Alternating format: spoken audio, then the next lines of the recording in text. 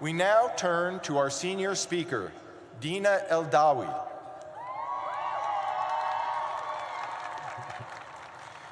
Dina, a member of the Renee Crown University Honors Program, is majoring in international relations as well as in citizenship and civic engagement.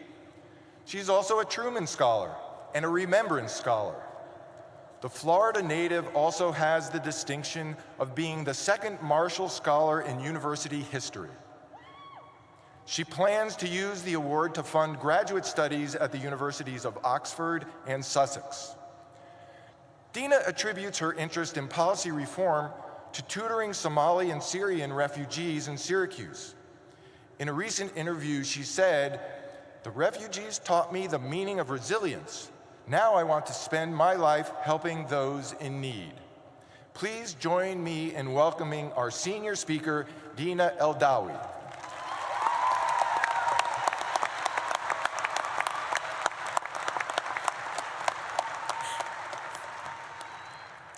Bismillah. Thank you for giving me the opportunity to speak to you today. I want to start by congratulating the students in both the College of Arts and Sciences and Maxwell School of Citizenship and Public Affairs. Many students have defied odds and overcome adversities to be here today. And thank you to our families or support systems, those who are here and those who couldn't be here today to celebrate. Thank you, Mama and Baba. It is an honor to be giving this convocation speech and to have been asked to represent the student body. I'm a Muslim, an Arab, an Egyptian, a woman, and therefore I may not seem to embody what you would think of as the typical Syracuse University student, let alone a citizen of this country. I'm an American, but I know full well that I'm a citizen of a country that often sees all of those facets of my identity as a problem. But in spite of these problems, I'm still here. I refuse to feel less of a human, a citizen, and a student, and my being here in front of you all is proof of that.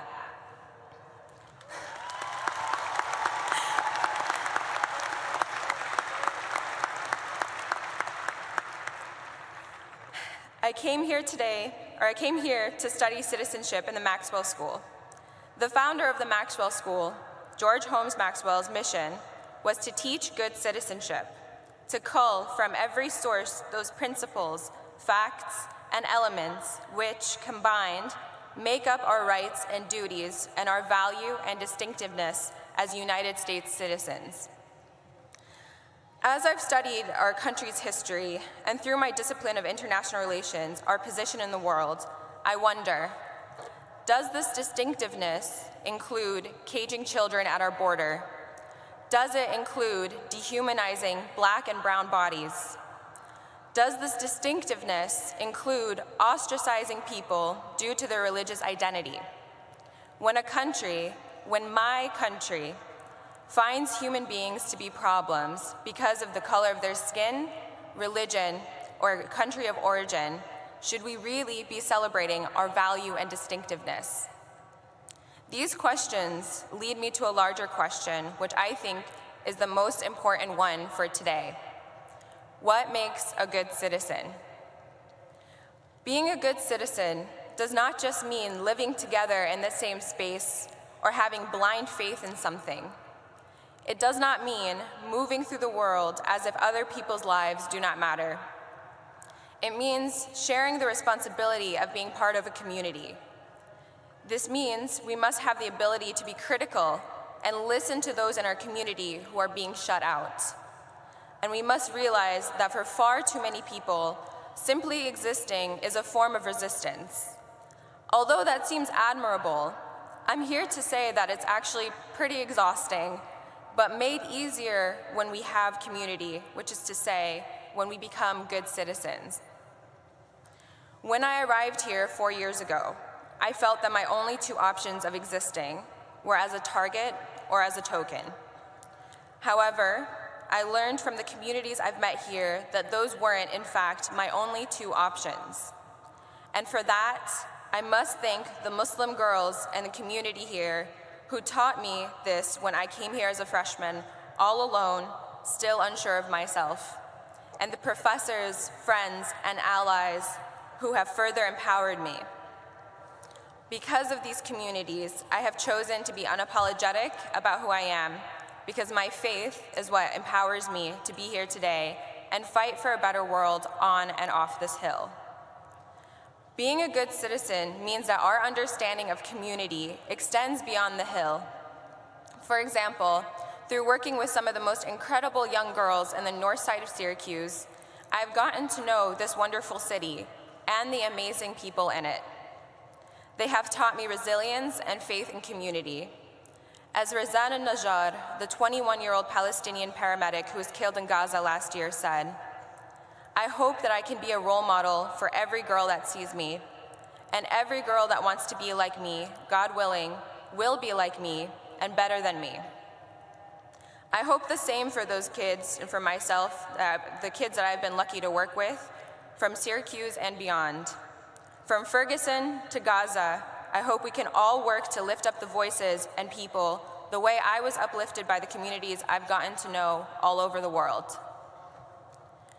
Syracuse is a place that empowered me, and I hope each one of you recognizes the privileges we hold as graduating seniors and the power we have in our words and ability to take action. I urge you all to ensure that this power transcends our time here at Syracuse. We must make our voices resound in every space we enter in the future. So again, I ask, what makes a good citizen? My time at Syracuse has shown me that being a good citizen means empowering marginalized voices to have faith in themselves and use their voices. Being a good citizen means envisioning a world with more choices than the ones we have now. Being a good citizen means respecting everyone's identity, including my choice to wear a hijab proudly here without fear of retribution or violence. Being a good citizen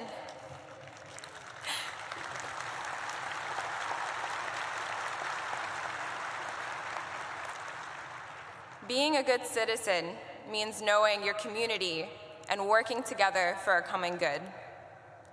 As you first walk into Maxwell Hall, you're met with the Athenian oath, charging you to leave the world better than you found it. As I conclude, I encourage you all to take this quote seriously. Leave this world better than you found it. As someone who has been told her existence in the world is a problem, I know firsthand how important and crucial community and therefore active citizenship is. I found power through community, and I charge each of you to do the same for others. Find the communities that support you, but don't stop there. Push yourselves to engage with others who are different from you, and work to dismantle the barriers we have in our own minds, while also challenging barriers in society. Think critically, and don't accept the status quo, because that world leaves people behind. We will not leave this world better than we found it by being passive. We must be active, and the values and skills we have learned here have helped us become compassionate, generous, critical-minded, and civically engaged citizens. As we embark on our next journey in life, we leave Syracuse knowing that we never have to wait to enact change. Thank you.